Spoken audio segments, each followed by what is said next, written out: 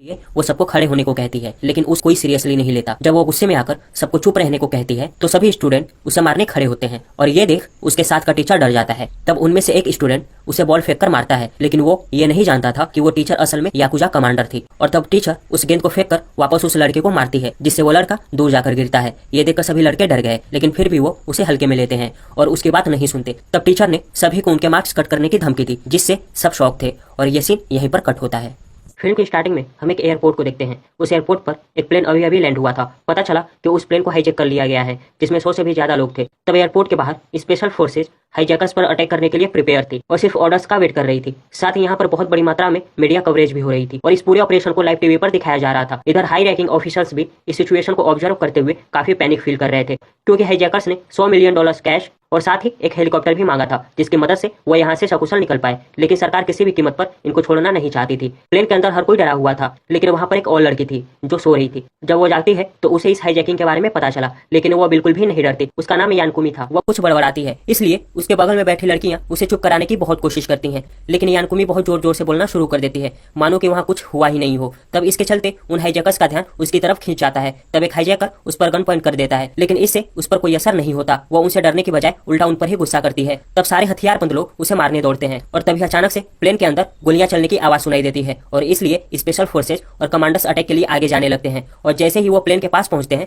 तभी उस प्लेन का एग्जिट डोर ओपन होता है। तब सारे सोल्जर्स काफी शॉक थे। उन्होंने देखा कि रॉबर्ट्स घुटनों पर हैं और उनके पीछे थी यानकुमी, यानी कि उसने पहले ही उन रॉबर्ट्स को हरा दिया था। और ये सब नजारे लाइव टीवी पर पूरा देश देख रहा था। पहले तो सबको लगता है कि वही रॉबर है और उसकी ये कोई चाल है, इसलिए यानकुमी क्लियर करती है कि वो कोई रॉबर नहीं है। यानकुमी की ये हीरोइक एक्ट लाइव टेलीकास्ट के थ्रू हर जगह वायरल हो गई थी और ये सीन यही कट होता है। अगले सीन में हम यानकुमी को उसके घर में देखते हैं, जहाँ उसकी फैमिली में उसे छोड़कर सब लोग मेल थे। सिर्फ वही एक अकेली लड़की थी, इसलिए उसकी पूरी फैमिली उसकी बहादुरी और देशभक्ति के इस हीरोइक एक्ट को सेलिब्रेट करती है और वो उसे कहते हैं कि उन्हें उस पर गर्व है। और यही हमें एक राज का पता चलता है कि यानकुमी कोई आम लड़की नहीं थी, बल्कि वो याकुजा की कमांडर थी। जब वो छोटी थी तभी उसके पेरेंट्स की डेथ हो गई थी और वो अपने दादा के साथ रहती थी, इसलिए वो अपने दादा के बाद याकुजा गैंग की आखिरी वारिस थी। लेकिन बाहर किसी को भी पता नहीं था कि उसकी फैमिली वाले याकुजा मेंबर्स हैं। वो लोग अपने काम को बहुत छुपा कर रखते थे, इसलिए यानकुमी भी एक हाई स्कूल में मैथ्स की टीचर थी और उसने भी अपनी फैमिली बैकग्राउंड को अपने स्टूडेंट्स और कलीग से सीक्रेट रखा हुआ था। अब अगले दिन जब यानकुमी स्कूल आई तो उसने ये नोटिस किया कि उसके कलीग्स रिसेंटली हुए प्लेन हाईजैकिंग रेस्क्यू एक्टिविटी को डिस्कस कर रहे थे और उसकी बहुत तारीफ करते हैं। लेकिन उसी समय वहाँ प्रिंसिपल आ गए और यानकुमी को साइड में ले जाकर उसे कहते हैं कि इस तरह की बड़ी न्यूज स्टोरीज से उसे लोगों की अटेंशन अपनी तरफ नहीं खींचनी चाहिए, क्योंकि इस तरह उसकी रियल आइडेंटिटी एक्सपोज हो सकती है कि वो एक याकुजा कमांडर है। तब वो प्रिंसिपल की बातों से एग्री करती है और उन्हें यकीन दिलाती है कि अब से ऐसा नहीं होगा। और तभी वहाँ एक न्यू ट्रेनी टीचर आता है जिसका नाम ओडागिरी था। असल में ओडागिरी यानकुमी का एक पुराना स्टूडेंट था। दरअसल जब ओडागिरी हाई स्कूल में था तो उसे यानकुमी पढ़ाया करती थी। ये देखकर वो काफी ज्यादा खुश होती है कि उसके स्टूडेंट्स उसके नक्शे कदम पर चलते हुए टीचर्स बन रहे हैं। लेकिन यानकुमी उस समय काफी अपसेट भी हो गई जब ओडागिरी ने बताया कि वो इस टीचर की जॉब सिर्फ इसलिए कर रहा है क्योंकि उसे और कोई दूसरा काम नहीं मिल रहा और इसका ये मतलब नहीं है कि वो एक टीचर बनेगा। अगले सीन में यानकुमी ओडागिरी को उसके क्लास में ले आती है और उसे छात्रों से इंट्रोड्यूस करवाती है। यहाँ ओडागिरी काफी शौक था क्योंकि वो स्टूडेंट्स यानकुमी के रिस्पेक्ट नहीं करते थे। वो उसकी कोई भी बात नहीं सुनते और सभी उसे इग्नोर कर देते हैं। उसे कोई भी सीरियसली नहीं लेता, लेकिन फिर भी यानकुमी स्कूल के नियम के तहत उन्हें बाहर ग्राउंड में इन्वाइट करती है ताकि सभी ओडागिरी के बारे में जान सके। लेकिन कोई भी स्टूडेंट ग्राउंड में नहीं आता, जिसके कारण वो काफी ज्यादा अपसेट होती है क्योंकि वो ओडागिरी के सामने बहुत ही शर्मिंदा हो गई थी। अब अगले सीन में हम 5 स्टूडेंट्स को स्कूल के छत पर देखते हैं,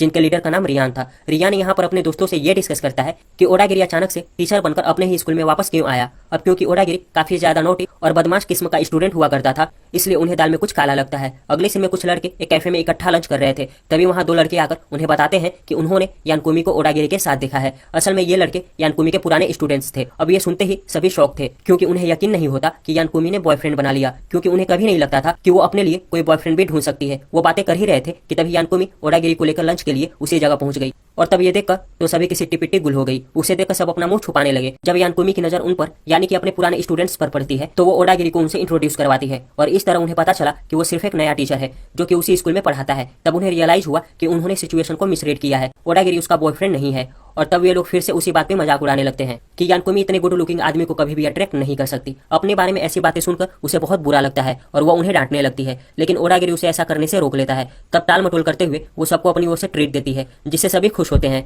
बातों ही बातों में सबको रियलाइज हुआ कि उनकी ग्रेजुएशन कंप्लीट हुए अब काफी समय बीत चुका है। सभी अपनी अपनी स्टोरी शेयर करते हैं कि ग्रेजुएशन के बाद से अब तक इन्होंने क्या क्या किया है। कि तभी एक लड़के ने ये एडमिट किया कि उन्हें नहीं लगता था कि यानकुमी कभी भी टीचिंग कर पाएगी, बल्कि उन्हें लगता था कि वह जल्द ही इस काम से क्विट कर लेगी। लेकिन अब हम ये देखकर हैरान है कि तुम अपनी लाइफ में सक्सेस हो, हमारी तरह वेल्ली नहीं हो। ये सुनी यानकुमी हल्की सी इमोशनल हो गई। तब सारे लोग उसे काम डाउन करते हैं। इधर हम रियान के दोस्तों को देखते हैं जो कि सड़क किनारे वॉकआउट कर रहे थे, लेकिन तभी वहाँ एक मोटर बाइक गैंग के कुछ लोग आते हैं और उन्हें बुली करना शुरू करते हैं। फिर वे लोग उनके पैसे भी लूटने की कोशिश करते हैं। अब यह देखकर रियान तुरंत वहां आता है और उन गैंग मेंबर्स को उसके दोस्तों को छोड़ देने को कहता है। वो लोग उसकी बात नहीं सुनते, जिसके कारण उनमें फाइट होने लगी। वो लोग रियान को एक बच्चा समझ रहे थे, लेकिन रियान बहुत ही आसानी से उन्हें मार भगाने में कामयाब होता है। लेकिन जाते जाते वो लोग उसे बाद में मारने की धमकी देते हुए गए। उसी शाम यानकुमी ने ओदागिरी को डिनर के लिए अपने घर पर इन्वाइट किया। फिर उसने उसे अपनी फैमिली के साथ इंट्रोड्यूस करवाया। यहाँ वो ओदागिरी को बताती है कि उसका हमेशा से सपना था कि वो अपने स्टूडेंट्स को डिनर के लिए अपने घर पर इन्वाइट करे। वह बहुत ही खुश थी, इसलिए वो बहुत ही ड्रिंक कर लेती है। अब ज्यादा ड्रिंक करने के चलते वह वहीं सो जाती है। जिसके बाद ओडागिरी उसके ग्रैंडफादर से बातें करने लगता है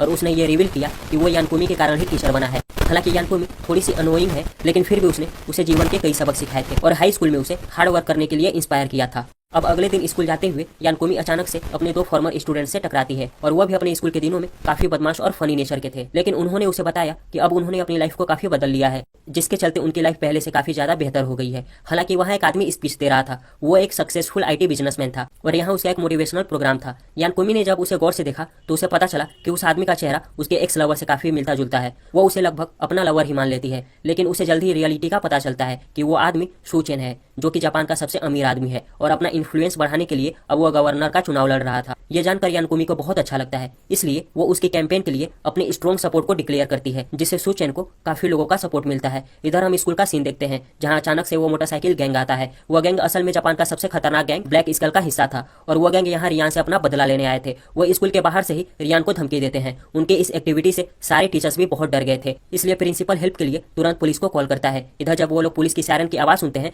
तो फिलहाल के लिए वे वहां से जाने का डिसाइड करते हैं, लेकिन साथ ही वो कसम खाते हैं कि वह रियान से बदला लेने के लिए वापस जरूर आएंगे। अब अगले सीन में प्रिंसिपल रियान और उसके दोस्तों को अपने ऑफिस में बुलाता है और इस मुसीबत में फंसने के लिए उसने उन्हें बहुत डांटा। वो उन्हें इस झगड़े की एक एक बात बताने को कहता है, लेकिन सभी ने ये क्लेम किया कि मोटरसाइकिल गैंग ने पहले उनसे पैसों की डिमांड करके उन्हें मारा पीटा और पैसे ना देने पर वो उनके पैसे छीनने लगे और तब रियान ने उन्हें बचाया। खैर प्रिंसिपल उनकी बातों का बिल्कुल भी विश्वास नहीं करता, लेकिन वहाँ यानकुमी ने उनकी हेल्प करते हुए कहा कि ये लोग सच कह रहे हैं, क्योंकि अगर वो झूठ बोलते तो उनकी आंखों में ये चीज दिखता। तब यह सुनकर प्रिंसिपल इस मामले को जाने देने का डिसाइड करता है, क्योंकि गैंगस्टर से लड़ने में कोई फायदा नहीं है। यानकुमी के इस फैसले पर एतराज जताने से प्रिंसिपल ने उसे वार्न किया कि अगर फ्यूचर में उसके स्टूडेंट्स ने कोई ट्रबल या इशू क्रिएट की तो इसके लिए उसे जॉब से निकाल दिया जाएगा। तब क्लास में रियान और उसके फ्रेंड्स इस वजह से गुड फील नहीं करते। वो सोच रहे थे कि यानकुमी ने उनके लिए अपनी जॉब को खतरे में डाल दिया है। अब क्योंकि वो लोग यानकुमी को और ज्यादा मुश्किल में नहीं डालना चाहते थे, इसलिए रियान इस इशू को हमेशा के लिए खत्म करने का डिसाइड करता है। इसलिए वो बाइक गैंग के अड्डे पर जाने लगा। तब उसके फ्रेंड्स उसे रोकने की कोशिश करते हैं, लेकिन वो उनकी बातों को इग्नोर करके वहां से चला गया।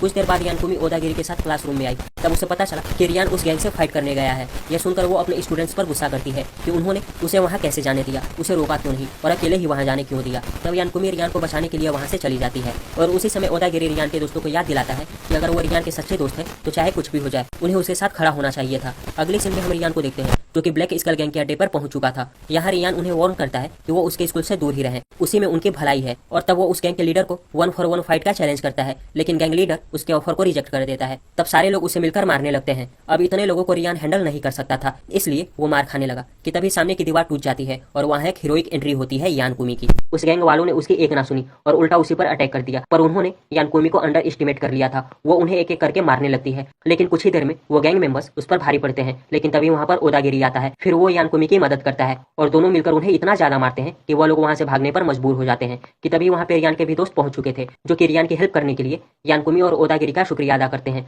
रियान यहाँ थोड़ा कंफ्यूज दिखाई दे रहा था कि कैसे एक आम सी टीचर इस तरह से फाइट कर सकती है, जिस पर वो उसे बताती है कि वो यह सब करने में इसलिए सफल हो गई थी क्योंकि वो अपने स्टूडेंट्स की केयर किसी भी कीमत पर करती है। अगली सुबह से रियान और बाकी के लड़के यानकुमी के रिस्पेक्ट करने लगते हैं और उसे गुड मॉर्निंग कहते हैं। यह देखकर यानकुमी काफी ज्यादा खुश थी कि आखिरकार उसके स्टूडेंट्स उसकी कदर करने लगे थे। अब अगले समय कुछ पुलिस वाले स्कूल में आते हैं। देखते वो चौंक जाती है क्योंकि उसे लग रहा था कि वो यहाँ कल बाई गैंग से हुई फाइट के कारण आए हुए हैं, लेकिन पुलिस वालों ने बताया कि उनका एक स्टूडेंट जिसका नाम शुंग है ड्रग डीलिंग में इन्वॉल्व है और प्रशासन से छुपा हुआ है। दरअसल वो लोग स्कूल में उसे ढूंढने और उसका पता जानने आए थे, लेकिन यानकुमी उनसे कहती है कि यह सच नहीं हो सकता क्योंकि शुंग तो उनके स्कूल के सबसे ब्रिलियंट स्टूडेंट्स में से एक है। पर ऑफिसर्स का कहना था कि उन्हें शुंग का वॉलेट ड्रग डिलीवरी के एक क्राइम सीन पर मिला है और वह पिछली रात से ही उनसे भागता फिर रहा है। यह कहने के बाद पुलिस वाले वहां से जाने लगते हैं, लेकिन जाते जाते उन्होंने कहा कि अगर उन्हें शुंग कहीं भी दिखाई दे तो वह सबसे पहले उन्हें इन्फॉर्म करे। यानकुमी अभी भी इस बात पर विश्वास करने को तैयार नहीं थी कि शुंग ड्रग्स जैसे केस में इन्वॉल्व होगा उसे लग रहा था कि यकीनन इसके पीछे और कोई कारण हो सकता है। अब इससे पहले कि पुलिस वाले सुंग को ढूंढ ले,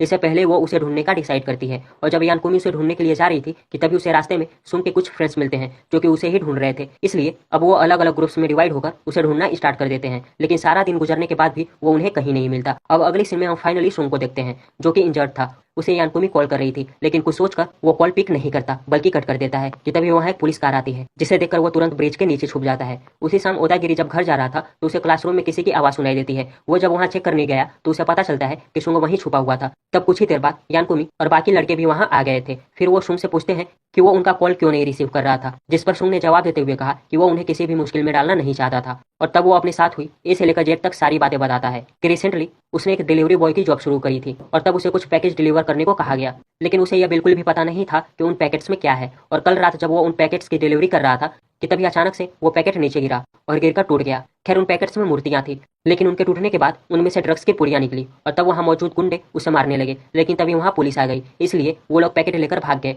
और मैं भी भाग गया। लेकिन वहां पड़े ड्रग्स के सामने मेरा पर्स गिर गया और वही पर्स पुलिस को मिल गया। तब से वो मेरी तलाश कर रहे हैं। यह सुनकर यानकुमी उसे पूछती है कि उसे जॉब की जरूरत क्या थी, जिस पर वो उन्हें बताता है कि वो उस जॉब से अपनी सिस्टर की स्कूल की फीस भरने वाला था। सब कुछ जानकर अंततः यानकुमी उसे श्योर करती है कि इन सब में उसका कोई कसूर नहीं है और वह किसी भी कीमत पर उसे बचा लेगी। इसलिए वो सुंग और उसके दोस्तों को अपने घर स्टे करने को कहती है। अब अगले सीन में सभी लोग यानकुमी के घर पर थे। तब यानकुमी अपने आदमियों से इस ड्रग डीलिंग केस के बारे में सब कुछ पता करने को कहती है। फिर बाद में वे लोग उसे बताते हैं कि इस इलीगल बिजनेस के पीछे का मास्टरमाइंड और कोई नहीं बल्कि सू चेन है, जिसकी पहचान पूरे देश भर में एक मोटिवेशनल स्पीकर और सक्सेसफुल बिजनेसमैन की है, जैसे हमारे देश में विवेक बिंद्रा की थी। अब क्योंकि सू चेन काफी ज्यादा अमीर था, बल्कि उसकी पहुंच सरकार में भी थी, इसलिए उसके साथ पंगा लेना और उसके क्राइम्स को एक्सपोज करना काफी ज्यादा डिफिकल्ट था। ये सुनते ही यानकुमी को बहुत गुस्सा आता है और वो सू चेन के क्राइम्स को पब्लिक में एक्सपोज करने की कसम खाती है। तब सुंग और उसके फ्रेंड्स भी यह सब कुछ सुन रहे थे। वो इस मामले को अपने हाथ में लेकर सोल्व करने का डिसाइड करते हैं ताकि यानकुमी किसी खतरे में ना पड़े। इसलिए अगले दिन सुंग और उसके दोस्त सू चेन के हेडक्वार्टर पहुंचते हैं ताकि वे लोग कोई एविडेंस ढूंढ सके, क्योंकि उस दिन उसका एक बहुत बड़ा सेमिनार होने वाला था, जिसकी वजह से उसकी टीम हेडक्वार्टर में ज्यादा इन्वॉल्व नहीं रहेगी। दूसरी तरफ हम यानकुमी और ओदागिरी को भी देखते हैं। वो दोनों भी उसी तरफ बढ़ रहे थे। दोनों वहां पहुंचकर बहुत सारे रिपोर्टर्स को देखते हैं जो कि सू चेन के सेमिनार को लाइव ब्रॉडकास्ट के लिए कैंपेन प्रिपेयर कर रहे थे। फिर इसके बाद दोनों सू चेन के रूम में एंटर होने की कोशिश करते हैं। दूसरी तरफ सुंग और उसके दोस्तों को एक रूम में बहुत सारे बॉक्सेस मिलते हैं जिनमें उसी ड्रग्स को छुपाया गया था। लेकिन तभी अचानक से सू चेन के लोग उन्हें देख लेते हैं और तब वो सभी को शूट करने ही वाले थे कि तभी यानकुमी वहां पहुंचकर उन्हें बहुत मारती है और अंत में उन सबको हरा देती है। साथ ही इसी दौरान सू चेन ने अपना स्पीच देना शुरू कर दिया था, जो कि लाइव टेलीकास्ट की जा रही थी, जहां वो प्रॉमिस करता है कि अगर वो इस इलेक्शन में गवर्नर इलेक्ट हुआ तो वह इस शहर को बेहतर बना देगा, बेरोजगारी खत्म कर देगा। वो स्पीच दे ही रहा था कि तभी उसके सामने यानकुमी आती है और उसके क्राइम्स को सभी के सामने उजागर करने लगती है। इसी दौरान उसका एक स्टूडेंट जो उसी कैंपेन में ब्रॉडकास्टिंग के लिए आया हुआ था, वो सभी के साथ मिलकर उस ड्रग्स वाले रूम को लाइव ब्रॉडकास्ट करने लगते हैं जहां सू चेन ने इस ड्रग्स को रखा हुआ था। यह देखकर उसके सभी फॉलोअर्स काफी ज्यादा डर गए और सेमिनार से भाग गए। तब सू चेन को बहुत गुस्सा आता है और वो अपने आदमियों को यानकुमी को मारने का ऑर्डर देता है। वहीं बाहर बहुत ज्यादा पुलिस फोर्स पहले से ही पहुंच चुकी थी। साथ ही रियान और उसके दोस्त भी वहां पहुंच जाते हैं, लेकिन पुलिस वाले उन्हें अंदर एंटर नहीं होने देते। दूसरी तरफ यानकुमी सू चेन के आदमियों से फाइट कर रही थी और अंत में वो उन सबको हराने में कामयाब हो गई। तब सू चेन उस पर गन पॉइंट कर देता है और उस पर अपनी जिंदगी बर्बाद कर देने का आरोप लगाता है, लेकिन वो उसे सरेंडर कर देने की एडवाइस करती है। वो उसे कुछ बातें बताती है जिसे सुनकर सू चेन काफी इमोशनल हो गया और इसी दौरान वहां पर स्पेशल फोर्स भी पहुंच गई थी और वो उसे शूट करने ही वाली थी, लेकिन यानकुमी उन्हें शूट करने से रोक देती है क्योंकि सू चेन अब सुधर चुका था। इसलिए पुलिस अब उसे शूट नहीं करती और उसे अरेस्ट कर लिया जाता है और पूरा देश यानकुमी की बहादुरी को देख बहुत हैरान था। अगले दिन तक यानकुमी एक सेलिब्रिटी बन चुकी थी, जहाँ सभी टीचर्स और प्रिंसिपल उसकी ब्रेवरी के लिए तारीफ करते हैं। जिसके बाद क्लास में वो अपने स्टूडेंट्स को किक द कैन गेम खेलने के लिए इन्वाइट करती है और इस बार पूरी क्लास यानकुमी के कहने पर बाहर आती है, जिसे देख वो बहुत खुश थी। फिर वो लोग ये गेम खेलने लगते हैं और दोस्तों ये मूवी